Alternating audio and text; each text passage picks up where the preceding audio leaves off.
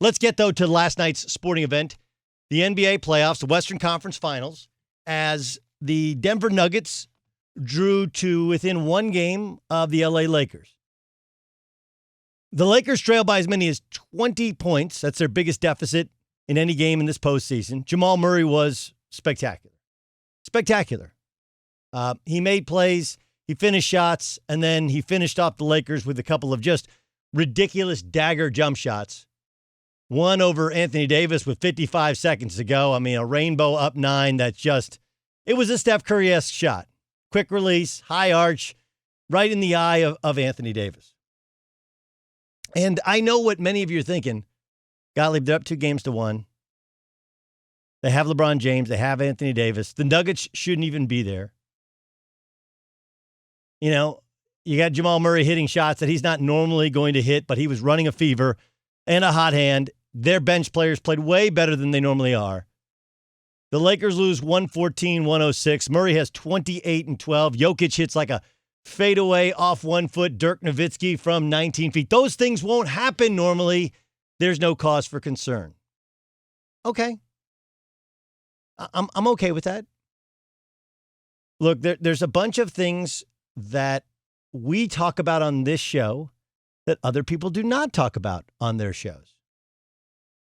It's much easier to say one team wanted it more. Well, the Nuggets just wanted it more. They played harder than the Lakers, and I do think they came out with better energy. It's another thing to point out that we've said the things that lead to victories in the NBA are matchups, in the NBA playoffs, matchups, conditioning, right, and confidence. And the Nuggets, when they play well, when they get a lead, that was their first lead in like forever in the playoffs. And they had a lead at the half. They had to be looking around like, wait, we don't have to come from behind? What the hell is all this? Hadn't led at all at the half, even in the previous series against the Clippers. Pretty remarkable.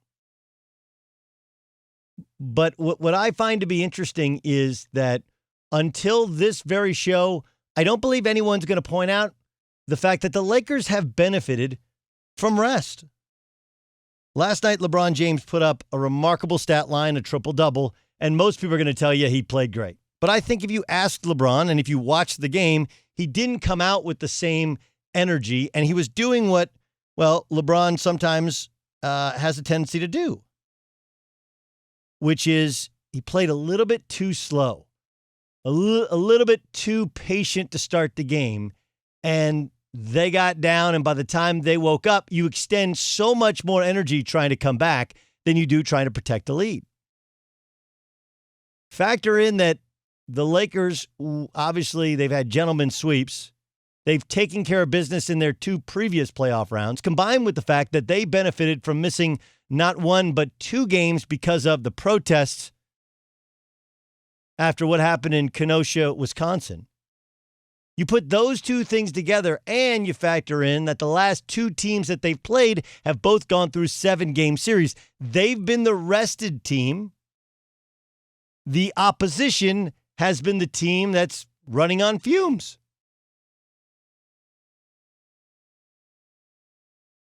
And when you factor in that LeBron James exudes confidence, and you have LeBron James and Anthony Davis, 2 really hard matchups for the Denver Nuggets, you have entering the series, you had the triumvirate, right? You had the matchups, you had the confidence, you had the conditioning. Those are the 3 things, which is why Game 4 is so incredibly important. Because right now the Nuggets rightfully believe, hey man, we should be up 2-1. Right? Like Anthony, we screwed up on a defensive assignment, and Anthony Davis, who's a good shooter, but he's not like he's Steph Curry from 3, hits a 3 to win the game. He misses that. We're up 2-1 right now. We have figured them out. They haven't figured us out. We have more youth, meaning the longer it goes, the more our confidence will grow and the more tired, more fatigued their older legs will be. It doesn't mean that if it goes, if it becomes 2-2, I think the Nuggets are going to win. I don't. I believe the Lakers will win this series. But in order for the Lakers to win an NBA championship, and they'll still be a prohibitive favorite over Boston, who's younger, or over the Heat, who's younger, there's still a very strong likelihood of them winning. But the opportunity to beat a team like the Lakers and LeBron is the longer the series goes, the more likely there is to be injury or just plain fatigue. And LeBron he's not a spring chicken anymore. So I'm fascinated by what happens heading forward. I'm fascinated by Game 4. I'm fascinated to see if LeBron James can reinvigorate himself, because not only did he not have great energy out of the blocks, but he extended a ton of energy for that comeback. This is not me being hypercritical of the best player of this era. That's not what I'm doing. I'm just painting the reality of it. It's no different than talking about Tom Brady at 43 or talking about Drew Brees at 39 or talking about Phillip Rivers, at his age. None of that stuff changes. Like, age does change how much and how often you're going to have your A game. And LeBron was a little bit slow defensively, a little bit slow offensively. He wasn't the same dude he had been early in the game, and that's reasonable. It's reasonable to believe. And his teammates didn't pick up his energy. I didn't say he played poorly, and I'm not being critical in any way of the final stat line and the ability to make that game competitive. But what happens is when you get down that big against a younger team, that younger team's confidence grows, and you have to extend way more energy to come back than you're really comfortable. And we've told you this before. All the other stuff, do they need Rondo to make a couple shots? Sure. Do they need a third scorer in a Kuzma? Absolutely. Do they need Anthony Davis to try and be an alpha, not just in the first through third quarters, but in the fourth quarter? And he needs to have more than 2 rebounds. He just didn't rebound well. Like, all of these things, I'm not, but for the Lakers to be the Lakers, the reason he, in my mind, is the MVP is he is the rising tide that lifts all ships.